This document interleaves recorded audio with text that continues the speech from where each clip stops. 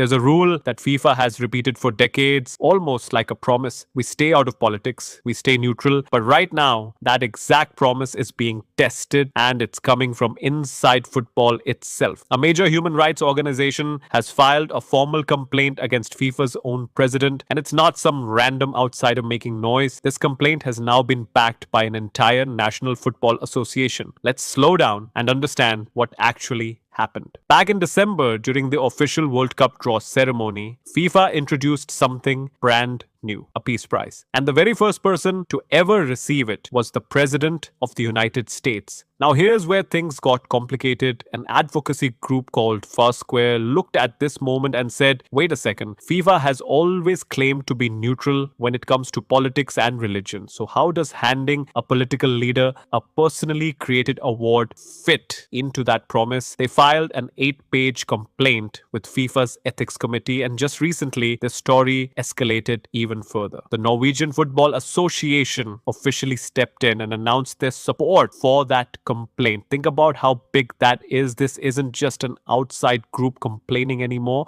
This is a football association, a member of FIFA's own family, basically saying we think our own president might have broken the rules. The head of the Norwegian association didn't hold back either. She publicly stated that this peace prize had no real basis, no approval from FIFA's Congress, and in her words, no legitimacy. So naturally, this raises the real question. Did FIFA's president actually break the organization's neutrality rules, or is this simply two world leaders sharing a moment at a ceremony that's being blown out of proportion? Supporters of the decision argue that bringing global leaders together at a sports event isn't new, and that gestures like this can symbolically promote unity, even if they're largely ceremonial. To them, this is football doing what football has always done, bringing people together regardless of politics. But critics see it completely differently. They argue that the moment FIFA starts handing out personally created awards to political leaders,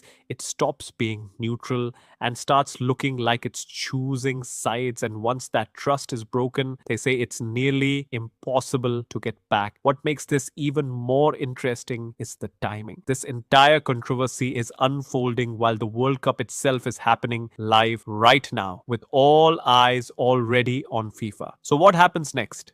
FIFA's ethics committee will have to decide whether to formally investigate this complaint. If they do, and if they find an actual violation, the consequences could range from a warning all the way up to restrictions on FIFA's own president. But if history has taught us anything about FIFA, it's that these complaints can sometimes disappear quietly into the background, especially once the World Cup ends and global attention moves elsewhere. Either way, this is officially one of the most talked about behind the scenes stories of this entire tournament, and it's still developing. If you want to stay updated on every twist happening off the pitch during this